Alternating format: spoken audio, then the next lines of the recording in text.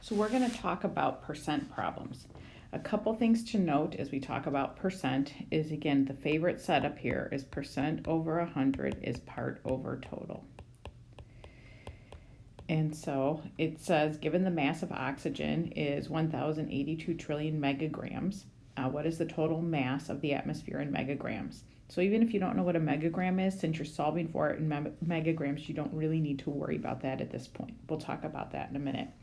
So for oxygen, I can look over here and I find that the percent of oxygen is 20.946%. So that's my percent here over 100.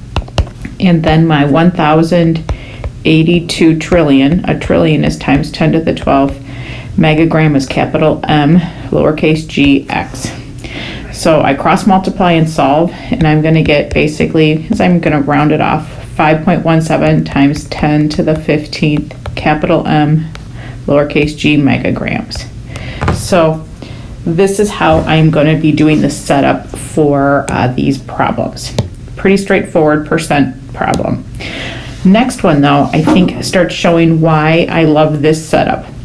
As for this next one, you're going to actually look back at page 1 in your notes, and if you look for 1960, the percent of CO2 is 0.0319%. So percent over 100, and now they give me the total mass of the atmosphere, so 5 times 10 to the 18th kilograms, and I'm going to solve for the part. So when I cross multiply, I'm going to get, and go ahead and make sure you put this in with your calculator, because sometimes you put something in wrong in your calculator.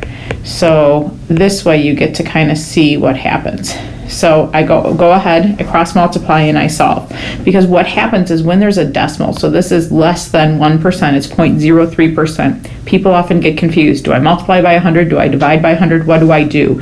And so this setup, that 100 just takes care of itself. You don't have to worry about that.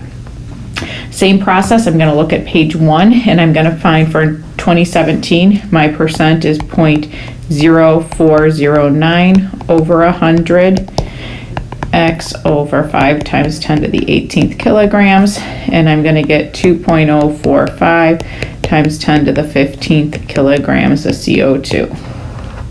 So that's some percent problems. Those kind of illustrated why I like doing the using this setup. It's a really solid setup, and again, I'm showing units with it. Now from over in here with the neon is 0.001818 over 100, x over 5 times 10 to the 18th kilograms. When I cross multiply, I get 9.09 times 10 to the 13th kilograms. So the last one here, I'm going to be using the setup where I'm going to have my part is 5.7 times 10 to the 12th kilograms over total is, actually, I messed that up. So 1 second, let's erase that. All right, let's get a redo. All right, here we go. So I have my part over total. So my part over 5 times 10 to the 18th kilograms equals 0.000114 over 100. When I cross multiply and solve, I get 5.7 times 10 to the 12th kilograms. Here's where units are important, because it actually asks for my answer in megagrams. So I have to use the conversion factor that's given, and there's 1,000 kilograms for every megagram. And so when I do that, I could do it as a ratio, I could use a for every statement, I could use it as a conversion factor, but I have to change this final answer from kilograms to milligrams.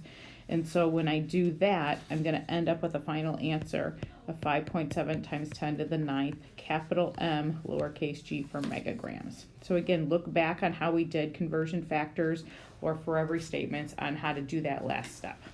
Thanks.